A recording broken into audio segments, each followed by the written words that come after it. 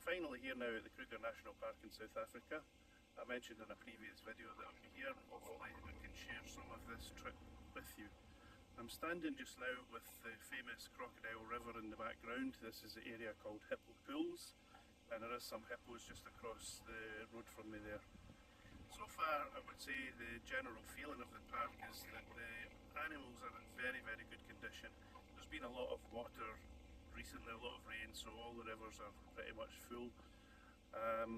So they're all, and the grass is green, so they've all fed well. Their coats are good. There's plenty of young animals about. The numbers of the buck and everything like that are really quite high. A lot of young elephants and everything as well. So the place generally is quite good. So what happened there then? Well, I was doing my nice little piece of video beside the Crocodile River and I got that dreaded message, your iPhone has run out of storage space. So I'm back now, we've cleared off all the memory space, everything like that. Back up and running, but I'm actually recording on my Z5 at the moment. So I thought I'd take a little bit of time in this video to actually discuss packing the camera gear and how I brought it with me. I don't like to put camera equipment into the hold luggage, as you can imagine. As the Simon Calder, the travel journalist, often says, you must make the assumption that when you arrive at the other end your luggage might not, and so you don't want to put anything valuable in there as far as camera stuff is concerned. I've done it in the past where I've wrapped lenses up really well in pairs of socks and things like that and jackets, but not any longer. I'd rather carry it with me.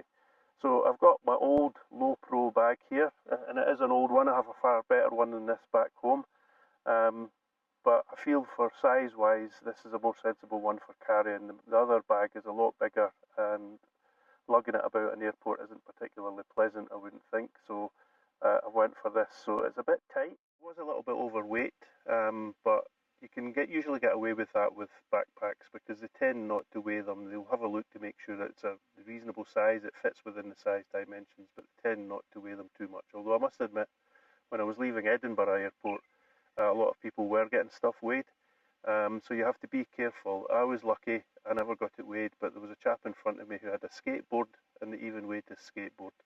So you just have to be careful if you can. So let me run through what I've got here. I've got the space up the top here where I normally would have the Z5, which like I say I'm recording on at the moment. So over at the side here I've got my D7200, which I carry as a spare camera now. The last thing you want is to travel 3,000 miles and your camera fails, so it's always good to have a spare. It's nice to work with two cameras sometimes, but that was one of my mistakes, which I'll get onto in a few minutes. So I've got the main lens here when I'm doing the wildlife photography. This is the Nikon 200 to 500mm zoom lens.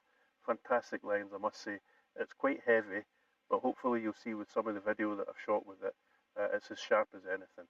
So I absolutely love this lens. So what I do carry, which I do put in the hold luggage to be fair, is a bean bag, which I can put onto the window ledge, and it helps to stabilise the camera a bit. So I've decided to bring my 105mm macro lens. This is a Sigma 1. I must admit I've not really used it very much yet, but hopefully I'll get the opportunity. We've got a spare battery pack here, which is useful not only for the iPhone but also for the camera as well, because the Z series cameras do have the one advantage that you can actually charge them from the USB port. So if you're really stuck, then you've got that opportunity as well. But it would be strange not to travel with spare batteries, so up in the top here we have a spare battery for it as well. 2 for me is usually enough if I know that I'm going to have somewhere where I can charge the batteries.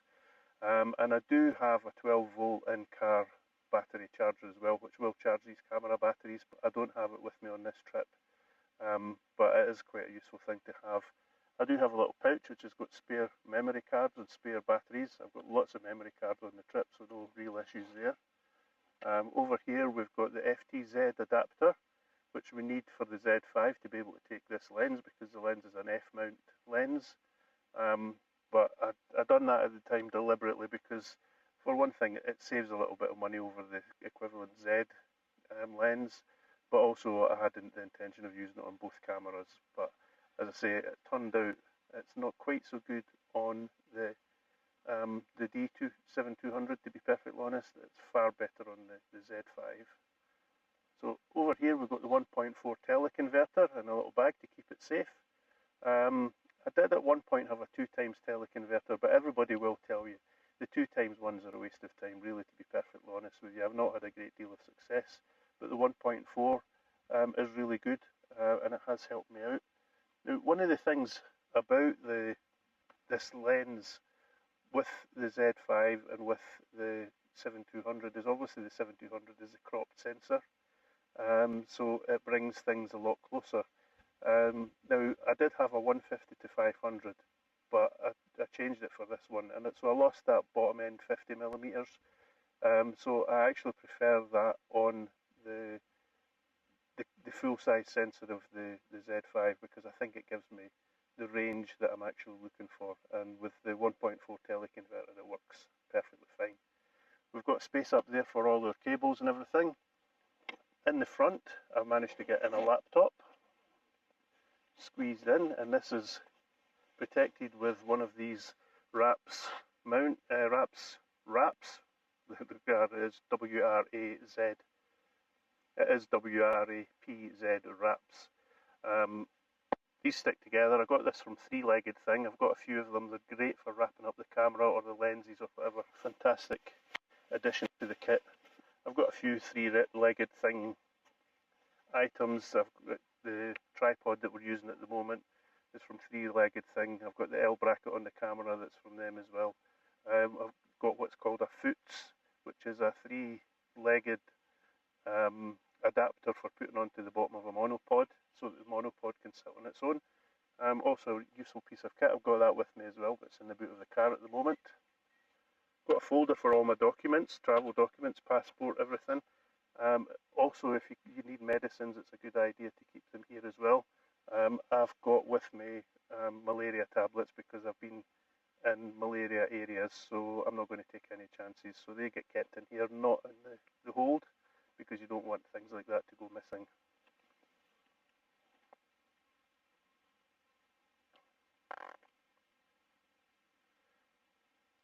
So I'll talk about the mistakes now.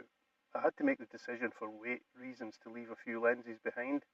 So I left behind the 18 to 70mm lens, which normally goes on the 7200.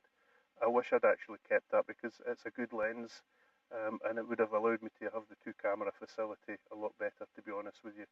And I've also got a wide angle lens as well that I use on it. I left that behind. That's a great holiday lens. I like using that when I go on holiday in Europe and places like that, towns, cities, that kind of thing. But I didn't feel I had a need for it here. And the reason that I left a couple behind is because I decided to bring with me my little speaker.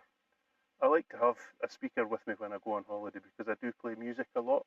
But the truth is, I've played no music on this holiday. So that was actually pointless, bringing that speaker, and I wish I'd left it at home and used the extra weight for at least one of the lenses. But that's one of these things, you live and learn. So let me show you a few videos now about the area that I'm in, Kruger National Park, obviously. I've been here for about a week now. Now, if I'd recorded this a few days ago, I would have said to you that unfortunately I hadn't yet seen the big five. But thankfully, earlier yesterday, I managed to spot a few rhinos. That was the one missing link that I had, so I've now seen the big five. I would have liked to have got better pictures of the lion, to be honest with you. I've only managed the one lion, and it was a shame for a nice, beautiful looking male lion, good condition, but unfortunately it seemed to have either a broken or a dislocated back leg, so I think it's probably been in a fight with a buffalo and came off worst. It was really starting to struggle, to be honest with you, and I think it'll be lucky if it's made the night. I think the hyenas probably would have got their teeth into that, for want of a better expression. Only the one leopard as well. I did see two, but one of them was no way I was going to be able to get a photograph because it was hiding behind grasses. I have seen people posting photographs on Facebook since then of the same leopard in the same position, and they were lucky to get the photographs. But that's nature. Sometimes you get them, sometimes you don't. But that had a kill up the tree. It had killed an impala. It had taken its fill from it, and it had pulled the remains of the impala up into the tree. But some people, like I say, have got shots of it actually doing that. But like I say, that's nature. The place has been full of elephants. It's the most elephants I've ever seen in any trip to the Kruger Park. So much so that they're quite often blocking the roads as well. So you have to be careful when you're driving about. The general condition, as I was trying to say earlier on one of my videos of the animals, is that they're actually very, very good condition. There's been a lot of rain over the last year or so. The rivers are reasonably full. There's some that are dried, but they're the ones that do tend to traditionally dry out anyway. The water holes generally are full. Normally you would, sorry, phone pinging there. Normally you would use the water holes to sit and wait for the animals to come along, because the predators will know that the animals come along to drink, and so they'll often sit under the trees and wait. But because there's so much water this year, I don't think there's not such reliance on the water holes. So it's been a bit unfortunate from that point of view. But like I say, it's good from the animals. They're looking great. They're in fantastic condition and absolutely beautiful to watch.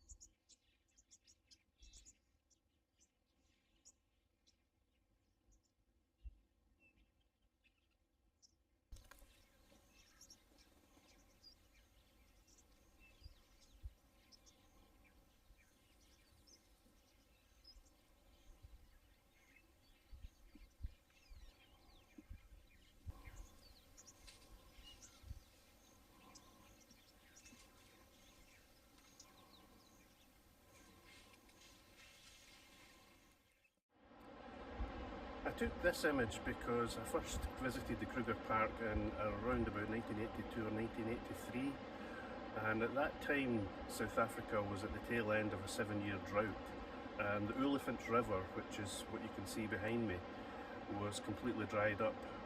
And we stood at this lookout point looking across a completely dried river, and on the other side in the trees we spotted an elephant, then we spotted another, then another, and as our eyes became used to the shapes within the trees, we spotted dozens upon dozens of elephants in the trees on the opposite side of the river.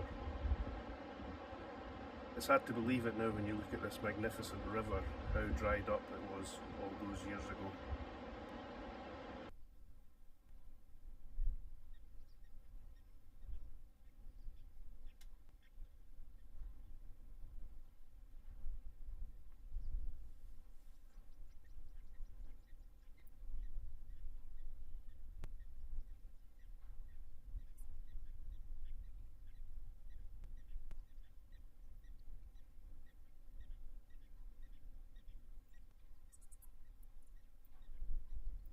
Well, you can see behind me the Kruger tablets, as they're called, fitted into some rocks just above me. They're there to commemorate the opening of the Kruger National Park as a national park, joining up with the Sabi Sands Reserve at the time.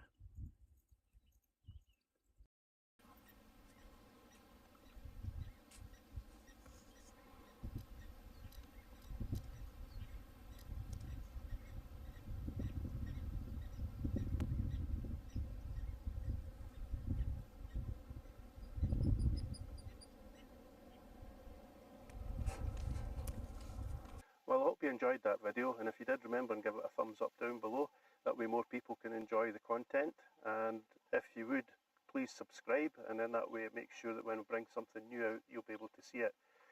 So I did have measured success with the big five. I did see all the big five, not in huge numbers, except with the elephants, of course.